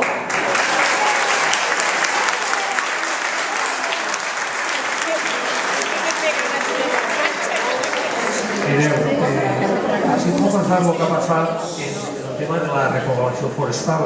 La repoblació forestal, quan tens muntanya privada, tu pots reforestar però no pots explotar. Aleshores la gent diu, jo per què vull repoblar si jo no puc això tallar-ho? Així passa exactament igual. Estem parlant de 2 coses molt importants. La primera de diners, així en regla. I la segona, estem parlant de futur. A mi no m'agradaria, jo crec que els que estem així no veurem ja què passarà en el catàleg. Estem parlant de molts anys. Però no m'agradaria que les futures generacions se trobaran un poble ple de patronats. On només queda una façana i la resta tot en terra. Després hi ha que considerar, el que antes molt bé estàs tu dient, són cases, estem parlant de cases que s'han heretat d'una època on se treuen diners dels camps. En aquest moment no se trau diners del camp. Tots sabem quin és el problema que n'hi ha. Aleshores, el que va allí a viure, primer ja no treballa en el camp. I després, com tu molt bé has dit, les seues necessitats no són les que tenia el que va fer la casa. Aleshores, jo crec que hi ha que plantejar-se o replantejar-se tota una qüestió socioeconòmica i evidentment que cultural. I ojo, que no se mos oblide que la cultura és molt cara.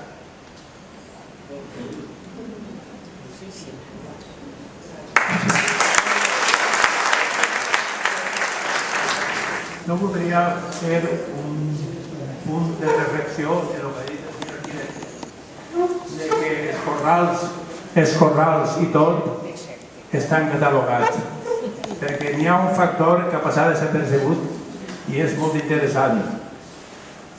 La majoria de personal va fent-se vell i necessita muntacàrregues o ascensors per pujar i tenen que fer obres, i si no els permetís fer obres no sé com anem a quedar, per les escales no poden pujar.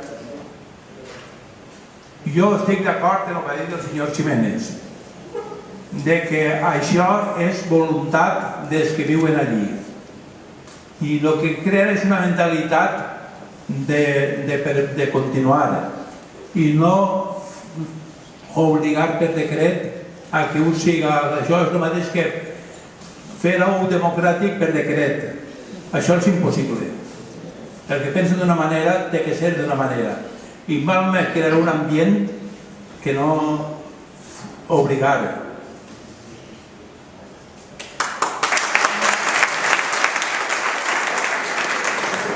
Sí, no, és que m'ha paregut interessant l'aportació de... Perdona, no me recordo el teu nom. Pepe.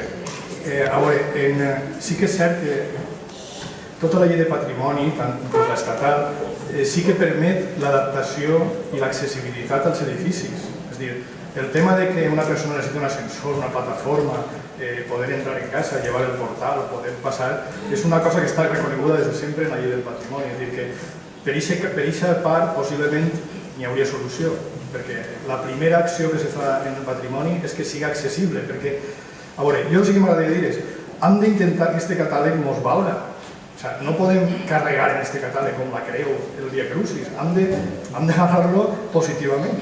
Jo per això crec que és un desafiament per l'Ajuntament, que és la màxima autoritat, de que això siga algo positiu, que la gent pugui veure aquest catàleg com una cosa de foment del patrimoni cultural. Però per això hi ha que saber on ens gastem els diners i saber els diners que tenim. No podem per davant catalogar i per darrere no tindre un duro per res d'això. És a dir, hem de ser coherents i conscients.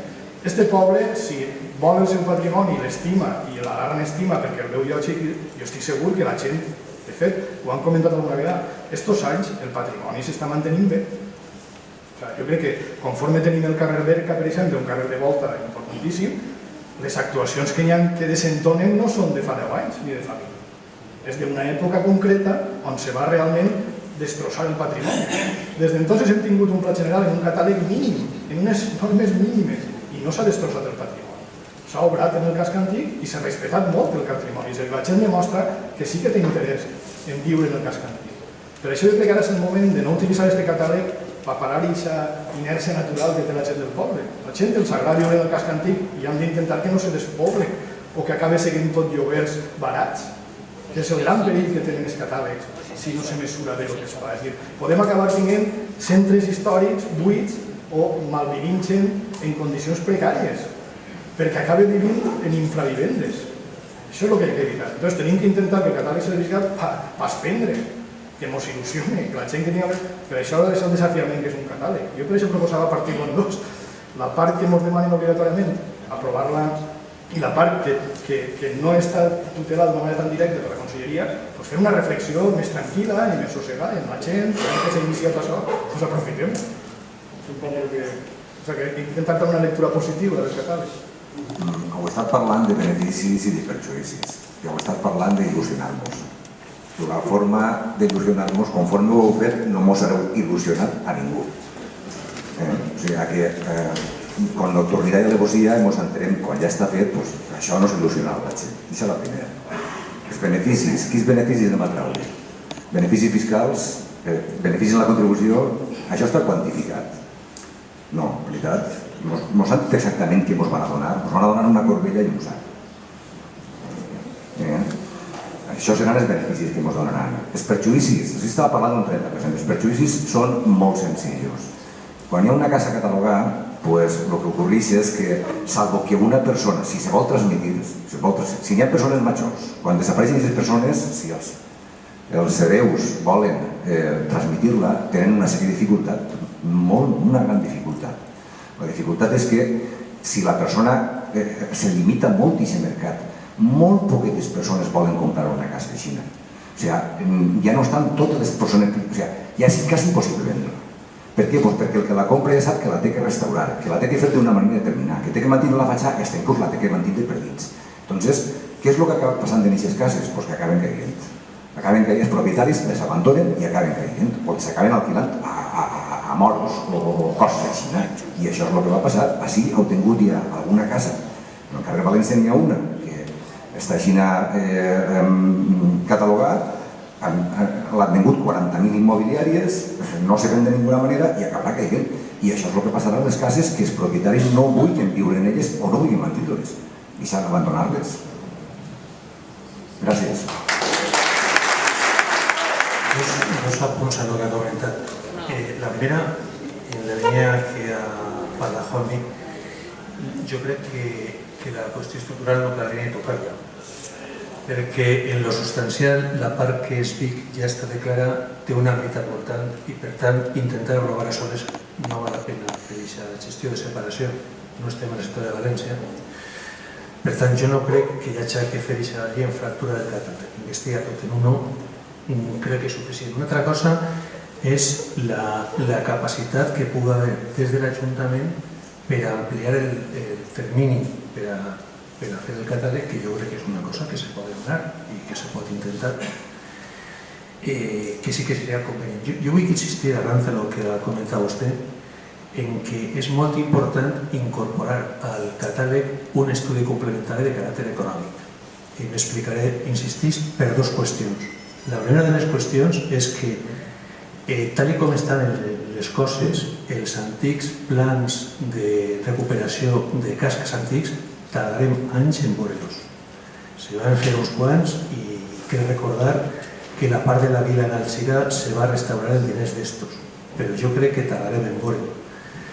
El que sí que hi ha que saber, per saber on estem, és, insistir, veure la part econòmica fiscal, perquè aquestes assons de no pagar contribució, etc., al final, qui la va a pagar?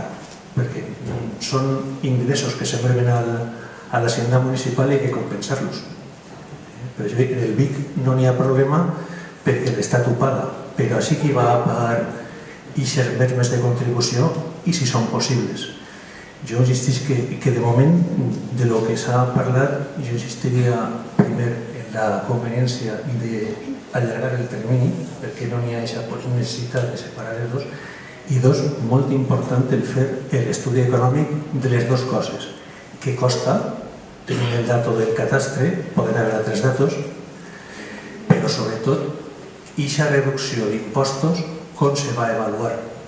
I jo crec, això la llei no ho mana, o sigui que no estic dient que siga il·legal el que s'ha fet en absolut, perquè no és. Però aquest punt d'afegir, ja n'hi ha massa sorpreses en l'urbanisme per no calcular això. I si aportem aquest punt a la gestió del catàleg, crec que haurem aportat alguna cosa prou a altres pobles.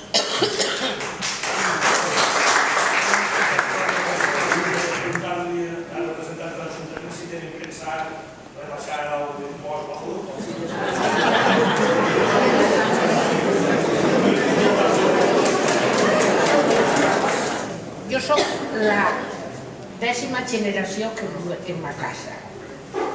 D'aquest carrer totes les cases entraven carn. Ara no hi ha una casa. Perquè han catalogat tantes cases. Si no n'hi ha cap de casa en faig antiga ni res. Jo ma casa tenia figuera en el corral, parra, plataners, i ara tot això ha desaparegut. Jo ara no tinc corral. Jo ara tinc una vivienda obra fins al final del corral. La pallissa ja no és pallissa, és un estudi. Entonces, si a mi això me té que perjudicar el dia que jo falti, la meva filla obliga a vendre i jo no ho puc vendre, perquè jo m'ha tret els papers i tinc, perquè ma casa i la casa del costat, i esta xica també, era tota una vivienda. Ma casa està catalogada en 1600 i després me l'han ficat en 1900. Al costat de ma casa era l'Ajuntament del poble. A l'altre costat, casa Asunción de Don Juan. Entonces, això és un cachondeo. Jo visc ahí tota la vida i les cases ja no n'hi ha cap de casa de quan jo era així de xicotet. I ara per què com s'ho han catalogat? La primera qüestió insisteix en que en aquest moment no n'hi ha res decidir i això és bo que ho sàpiguen tots. La segona qüestió és, Juan mi comentava la conveniència de que se deixeren les cases per dins per veure quines mereix la pena tindre en una conservació integral i quines no. Jo he fet obra en TikTok antic, a mi m'agrada tot antic, però això no vol dir que la del costat ho té modern. Això el que vol dir és que n'hi ha que anar a veure quina és la situació de cada una i això és una faena que porta temps. Això és la primera. La segona és que, lògicament, cada un s'organitza la casa per les seves necessitats, que no és que siguin respectables, són, com diu la paraula, necessàries. A partir d'ahí és molt probable el grau, si anem a imaginar-nos que se catalogarà al final, però no és el mateix catalogar-lo en el grau màxim i absolut que simplement que diguem compte que pinta la façana, no és el mateix. Jo vull apuntar per el tema de les entrades de carro que n'hi ha una aportació interessant en la documentació que s'ha presentat i és el problema dels garatjos.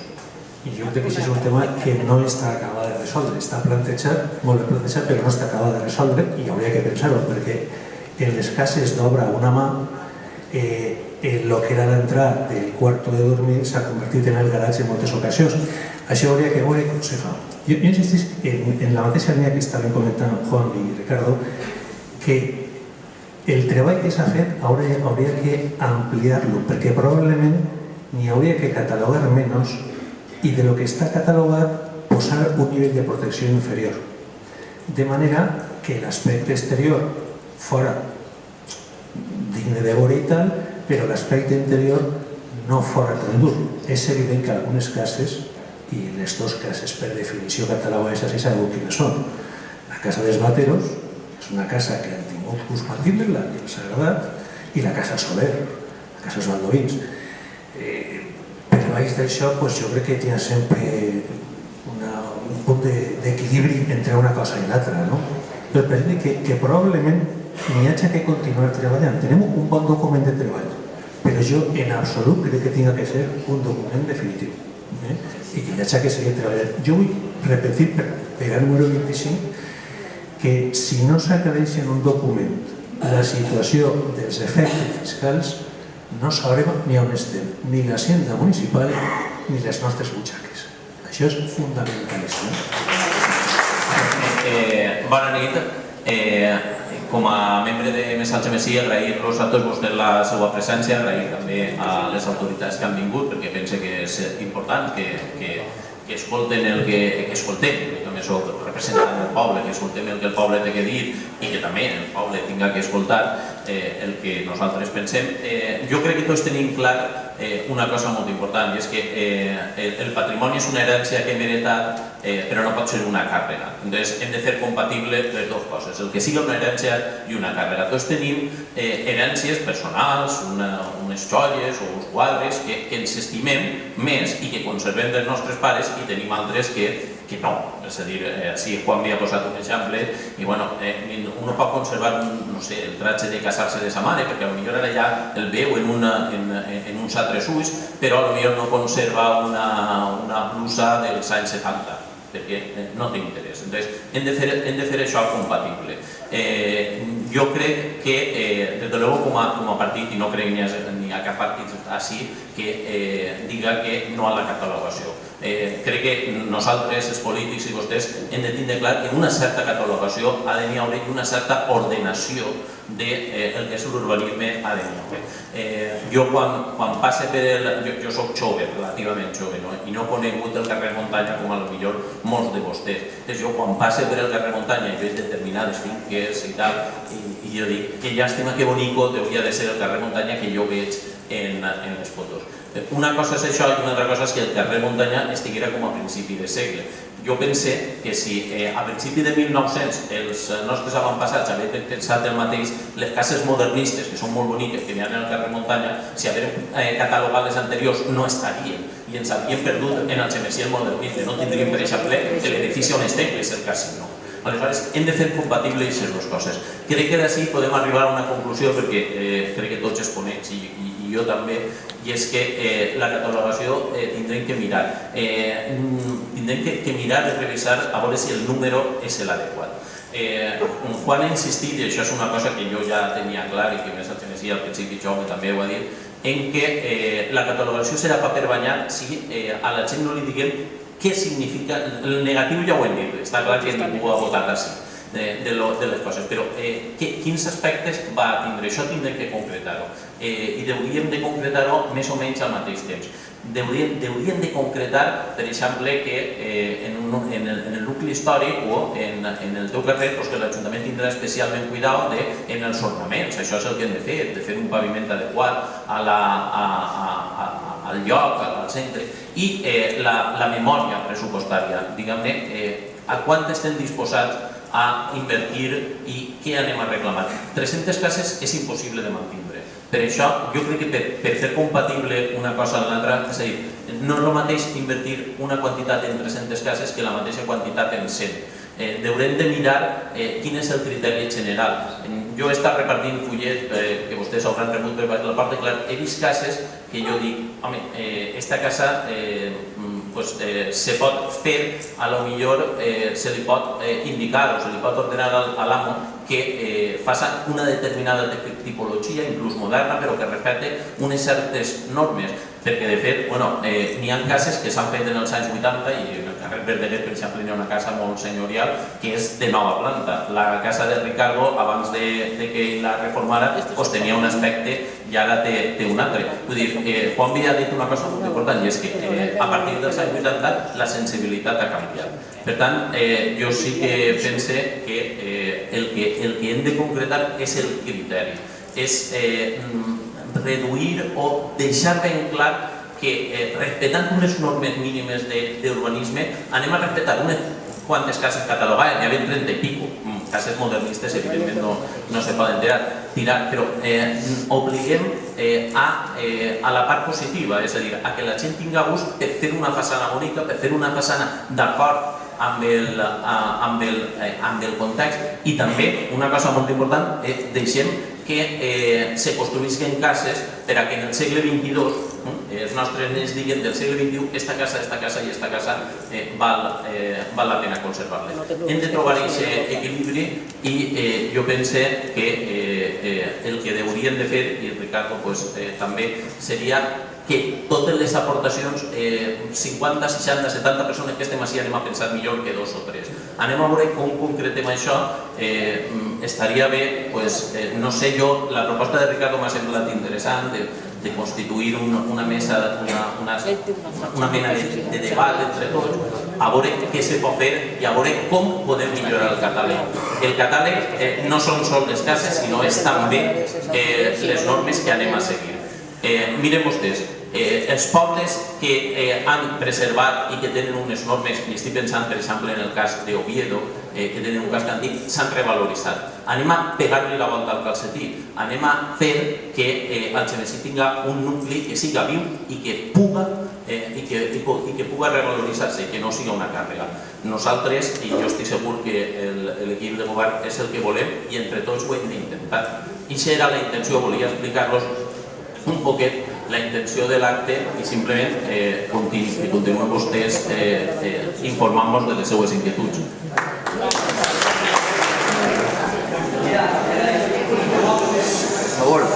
Fora del nucli històric tradicional que s'anomena ara, que està en la ronda del Cira, és una nau que està al costat del magatzem municipal.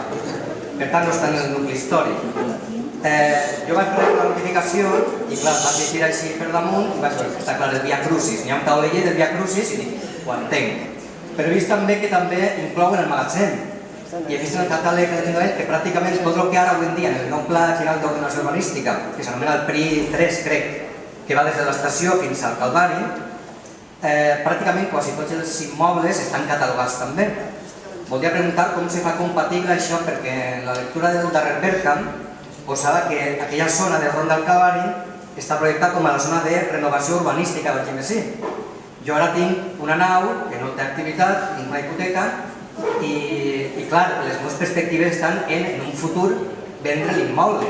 Voldria saber això, el que planteja aquest immoble està en un PRI, però per altra part està ara catalogat. Per què es cataloga, quin valor té i a què està sotmès, per què està sotmès a protecció ambiental, què suposa això? Quines perspectives podria assumir en un futur? Gràcies. No és una pregunta, són proves. La primera qüestió és que, com ha dit al principi, la lectura de la documentació que s'ha posat al públic, n'hi ha un permanent diàleg entre els autors del document nostre i un informe de la Direcció General de Patrimoni. Aquest diàleg suposa que la Direcció General de Patrimoni ha anat en la seva línia i els planificadors, els que han dissenyat tot el pla general, han anat per un altre. O sigui, ja tenim un cas clàssic de descoordinació administrativa dins de la Comissió Territorial d'Urbanisme. Perdona? Sí, clar, però he d'explicar-te que en realitat n'hi ha dos línies i que aquestes dues línies tenen que acabar de... En la llei en la mà predomina la normativa de patrimoni cultural. Això tinguem-ho clar. La segona qüestió és que si hi ha una contradicció de patrimoni és possible que n'hi hagi una situació d'indemnització per a tu, per al propietari. Però en qualsevol cas és evident que errors d'aixos o dificultats d'aixes, qui té que assumir la manera de solventar-ho és plantejar-ho a l'Ajuntament i solventar-ho a la Direcció General, que és la que incorriríem en la discussió. Dit que hi ha un conflicte normatiu i que això no és res per resoldre, el que prima la normativa urbanística, la normativa de patrimoni cultural sobre l'altra, el meu punt de vista és que la manera que té que solventar-se això és descatalogant això. I explicaré per què. Perquè probablement per deixar una mostra d'almacens d'aquest tipus, del tipus que se feien quan l'època gran de la taronja, n'hi ha un que és de titularitat pública i que no genera cap problema per mantenir. I és més, fa una funció fenomenal, en l'almacén d'Eslao, no? I el resto, jo soc de l'opinió i estic convençut que la major part també que n'hi hauria que descatalogar-ho i fer la pròpia renovació urbanística. Qüestions més que obvis. Aquesta és la meva opinió. Crec que t'ha de el que diu la llei de lo que jo crec que hi ha que fer, que no necessàriament el mateix. Efectivament, com ja estava dient Jordi, és el moment de presentar l'al·legació. Jo crec que com se resoldrà no ho sé, però que la Direcció General de Patrimoni té que mirar què és el que està aprovat per la Comissió Territorial, tindrà que mirar-se. Referent a aquest tema, una altra de les coses que s'ha de polir en el catàleg, jo crec que és que a l'aprovar-se independentment el pla general del catàleg, en dos moments diferents i molt clarament diferenciats, s'han produït algunes distorsions en aquest sentit que tu dius, que el catàleg ha provocat que algunes zones que eren desenvolupables per al pla general ara se vegin limitades per al catàleg. Jo crec que això sí que ocorreix en més d'un puesto, i hauria que polir-ho també en el catàleg. És a dir, el catàleg hauria ara revisar el pla general en la llum del catàleg i es començar a o canviar el pla general o canviar el catàleg, o condicionar-lo, si no canviar-lo. Respecte dels taulells, no sé si els tècnics me poden contradir, crec que els taulells se poden trasladar. És a dir, els taulells ceràmics dels Via Crucis, que són béns des de luego catalogats, se poden llevar a un estand i trasladar en condicions a altres llocs. Perquè és una possibilitat que hi ha també. Voldria fer-vos un comentari sobre una situació. Jo tinc una filla que està estudiant Belles Arts i penseu en aquest moment si se posa a pintar un retaule de Ribalta, un quadre de Ribalta des que estan en Sant Jaume, i per ser de Ribalta el que pinta se posa en el museu. No tindria massa sentit que una làmina per ser de Ribalta o una pintura per fer de ser una còpia d'un Ribalta tinga que estar en el museu. Pues algo paregut ha passat en una casa, en una casa que està feta de fa 15 anys i que està catalogada com a façana del segle XVIII, façana XVIIIesca. A veure, una cosa és el valor estètic, una cosa és el gust personal de voler fer alguna cosa, una cosa és el donar el pego i una altra cosa és que ho cataloguen com si això fos del segle XVIII. En principi, com heu dit antes, crec que en aquest moment moltes persones estan per la llavor de fer les cases i les façanes acordes a un gust, a un estil. Això no fa falta moltes obligacions ni moltes prohibicions, les justetes.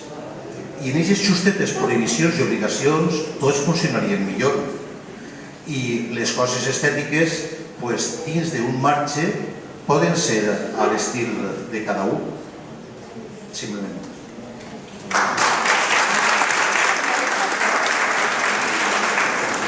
Simplemente al hilo de lo que estamos hablando, de mantener una estética y un conjunto de un casco antiguo por unas fachadas o por unas casas que crean un ambiente especial, Pues en mi caso concreto también se me ocurre decir que mi casa, que me la han catalogado como, o sea, en el grado parcial, la fachada, incluso el interior, aludiendo de que mi casa dentro tiene que estar respetado todos los espacios de distribución cuando aquella obra ya se ha hecho totalmente nueva. También se me ocurre que la estética y el ambiente también se crea con un respeto del tráfico. Por ejemplo, cuando esa fachada que mismo me están diciendo que está catalogada está continuamente bombardeada por los coches, rota, que se puede ver en cualquier momento, con montones de partes del seguro, que ya me da vergüenza ir a pedir que me lo paguen. Entonces, también se podría plantear el tema de que ciertas zonas podrían ser peatonales, ya que nos estamos yendo a cuidar tanto ciertos aspectos estéticos y de bienestar o de buen ambiente de ciertas partes del pueblo. Eso era. Jo volia contestar-te que la fitxa teua no diu que és obra del segle XVIII, diu que la façana té estil del segle XVIII, però de recent construcció, així textualment diu la fitxa. Entonces, el que no vull és que diguem així coses que no són, perquè podem dur la fitxa així mateixa i llegir ara que diu que és estil del segle XVIII, però no és així. Entonces, i el que vull que se tinga en compte també que l'Ajuntament és el primer que no se vol que se tinga aquesta situació ni que tinguem aquesta quantitat de cases.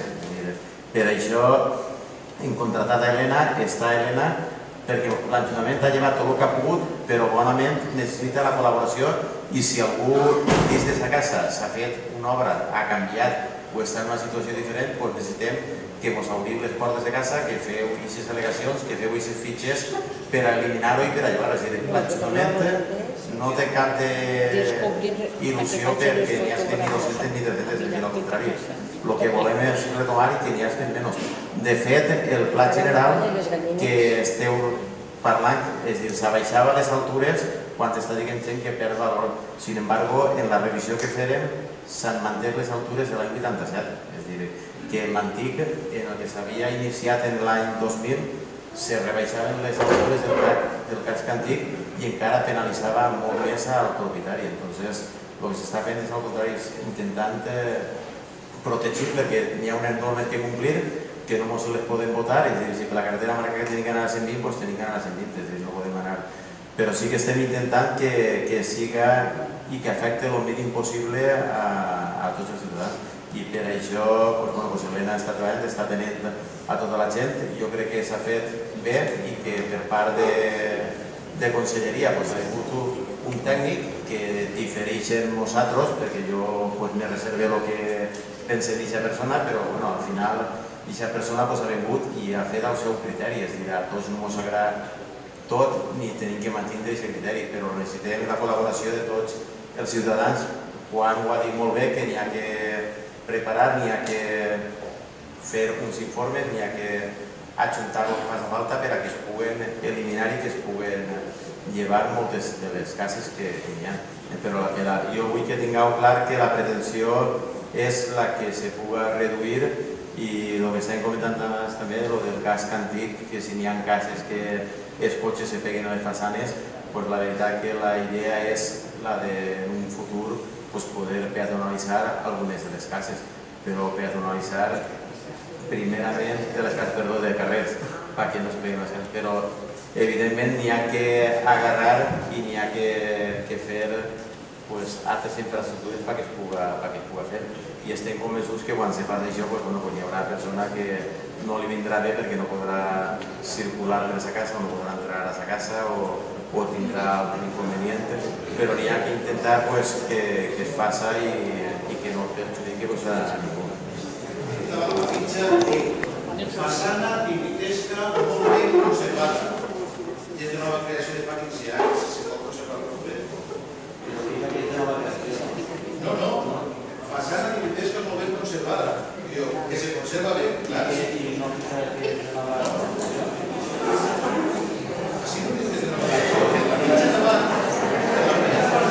Per favor. Sí que apareix localització cronològica, 1996.